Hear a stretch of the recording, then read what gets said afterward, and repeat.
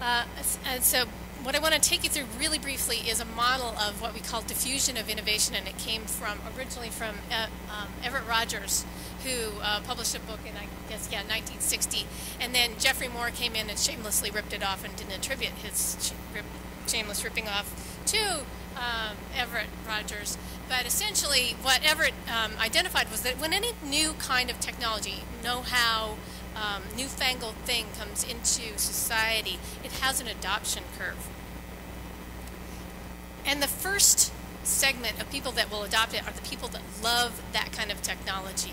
And it could be any kind of technology. It doesn't have to be computer technology. But the people who will adopt it initially are the people who just love that stuff. They just want to try every new gadget, and it's that part of it is fun for them. And then the next part will be the early adopters. And they will pay attention to what the innovators are doing, and they'll say, oh gee, that looks pretty cool. But some of the bugs have been worked out in it, so it's usually a beta version of whatever the technology is. And following them will be the early majorists, and that's, as you can see, about 34% of any given population. And then they'll be followed by the late majority, and then followed by the laggards. And laggards tend to only adopt technology, new technology, when they've been dragged kicking and screaming into it. The important thing for us to recognize is that there's a real difference between the people who are the early innovators and the early adopters, and then the early majority. And the thing that separates them are some values and beliefs and about the technology itself. So early innovators and early adopters, they love technology for its own sake. It is fun for them. They love pulling stuff out of the box, and the instruction manual. Forget that, if it even has an instruction manual at the point that they want to get it. But when you move into the early majority phase, the thing that separates those people is they are evolutionary, not revolutionary. They want to know what works. They want their technology to be in service of a purpose. So what we need to understand as we look at communication technology is, what is the purpose for having the ability to communicate with technology? We need to be driven by a strong sense of mission, and I think Davida gave it to us so beautifully this morning. We have to get, in order to explore okay, so that's our driving purpose. That's what needs to animate our conversation going forward. And but what's happening, and I was so excited to watch her this morning, because I was watching from home. Thank you to Jim and John for streaming the video. It was so awesome. So I was able to, as she was doing her presentation, I was in my office going, and when she was talking about that, we so pride ourselves on our individualism in the congregational church, and we get tired, burnt out. And it's because we tend to do things as single silos. So as you look at this little tile, this is a piece of tile, think about the individual actions of an individual or one committee working on its own.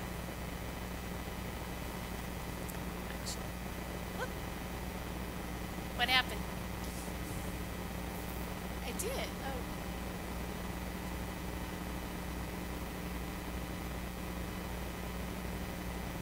Oh. Okay, yes. Quick review. Okay, so I think you're going to have to advance them for me next. So think about now all of the people around you that are also taking action, and you get kind of this little clump. And pretty soon you've got all these individual people taking action side by side, and it's very colorful, and it gets very colorful, and there's lots of things going on. But then over a period of time it starts to look like this. And if you look, go back.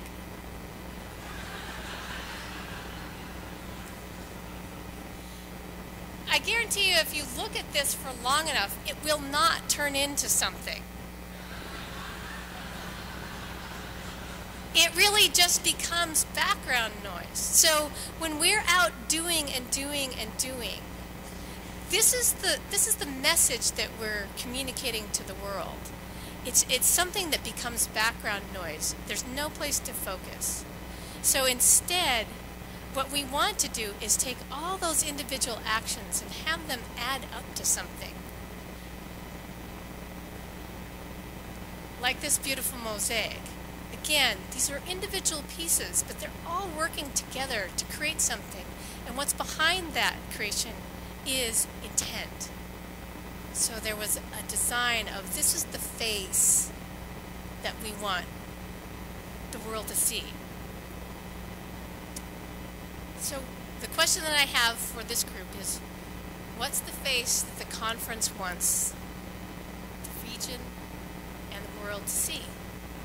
That's the question that, as we go forward and talk about communication and technology, that's the vision that needs to drive the choices that you make about how to invest in communication and technology. Oops. Oh, this is one. So I'm going to take you quickly through the survey findings and show you that there were really differing needs among all these groups: clergy, congregations, leadership, youth, the conference office, and the conference minister. Everybody has differing needs. Clergy, where the center of gravity for clergy is, they're really in this place of information sharing. So the key issues are that communication and marketing, that one-way type of communication, is really seen as necessary for growth of churches. And there's a really strong interest in improving websites and technology. There's a concern, there's a typo in this slide, there's a concern about the forced choice between print and digital communication. And I would say that that's a false choice, as our president likes to say. You don't have to choose between print and digital. You can do both if you have the right system. But email and the phone and face-to-face meetings are how things happen in churches. This is just an indication of how strongly clergy feel that websites are important in their congregations.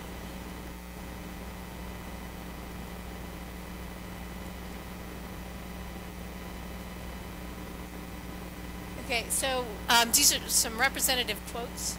We try not to do mail. It's expensive.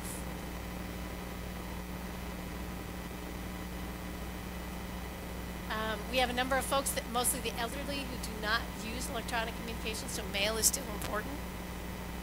We have a website, but it's more of an online informational brochure.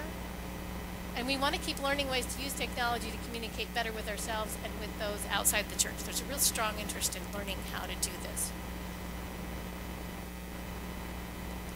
And one of the things that is representative, these are all quotes that are sort of representative, they're not just isolated thoughts, is that one person said, you know, before Mike Denton came along, we were really struggling with this stuff, and we were struggling to survive, and we didn't even know what the resources are. So there's where information sharing is actually very important, is that there are churches out there that don't know that there are resources to help them even today with their communications and technology.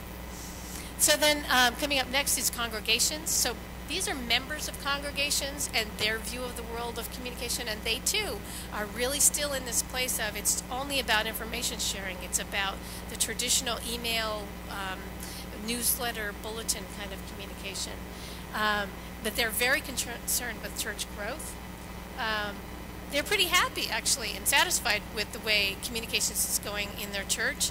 But it's kind of a situation of they're not paying attention to kind of how the rest of the world works. It's really the born before 1980 kind of group. And they actually, members of the congregation, are not very well connected to this body and what is happening at the larger conference level. So, and here's an example of how they're very different. The gold bar is clergy, the red bar is members of congregations, the blue bar is leadership, and the green bar is youth. And what you'll see is this indicates the number of times they've engaged with the conference website. And what you'll see is, you'll notice is the clergy far and away use the conference website way more than anybody else does. Although leadership runs a close second. So if you're active in the conference leadership, then you're using the conference website. But if you're not, if you're a member of a congregation or a youth, you're not using it hardly at all. So that's an interesting thing to take note of. The website, but they say that the website and communication technology is a really important way they connect with their own congregations. So one individual said, "I came to my church through Yahoo. They found it through Yahoo, and they want more support with growth issues, and they see marketing and communications technology in that vein as being really important to church growth." And this was also representative. I don't appreciate being treated like a second-class citizen just because I don't connect it to and I'm not connected to the internet. So there is a strong component of folks out there that really get annoyed when the only way to communicate with their church is through digital means. Leadership, on the other hand, is really, their center of gravity is dialogue, because in order to get things done at the conference level, you have to be in dialogue. You have to be talking to each other. And so their need for communications technology is really about what enables conversation and dialogue, particularly across the Cascade Range, particularly to reach up into Alaska and into Idaho as well. So a leadership prefer face-to-face communications if they can, but it's just not feasible for many of the things they need to get done. Many of them have experimented with Skype and teleconference for distance meetings, but many of them are doing that as individuals, and they don't have support for what they're doing. So how do I set up Skype? I don't know how to do that. How do I even set up a phone conference? I don't know how to do that either. And they have actually greater demands and greater expectations for the conference as a communications hub than other people do. So this just shows that the inverse relationship that they have with getting help. Clergy actually feel like they have a fair amount of technical support. Those folks in leadership don't have technical support in using anything like Skype, or they have little. And this is an example of how leaders and clergy use the website. Again, there's differing needs in terms of the monthly packet, pastoral letter, calendar, conference forums, and annual meeting. So we can just go on from that one. Leadership says things like, "I wish there was a repository of documents that existed at the conference level, some type of procedure manual." So as you take new office here shortly, you're going to be feeling, some of you are going to be feeling, "I don't know what I'm supposed to do. I'm not sure how I actually get anything done in the conference. Wouldn't it be nice if you could just go to this one spot on the conference website and it would tell you, oh, okay, so you need to do this, your first meeting needs to be this, etc. This is how you get a check written, etc." It would be cool if churches could somehow upload their own events to a conference calendar. That's one thing. The Yahoo group, the listserv, is good for informal announcements and occasional shared topics, but it's limited. It's now most often the contact I have from the conference. So for many people, that's the lifeline. That's all they have. That's what keeps them feeling connected, and that's really sad. I'm not saying that the actual listserv itself is sad. It's very vital and important, but it's sad that that's some people's only point of connection with the conference. Is there system-wide thinking about systemic change? I find it a little frustrating. We're at a pivot point as a denomination, and so are other denominations. So leadership is asking these really big questions about, where are we even going as a Christian church? How do we get connected to transform the world? How do we do that? We need to do that. Does anybody have a plan for what we're doing? Communication would sure help with that.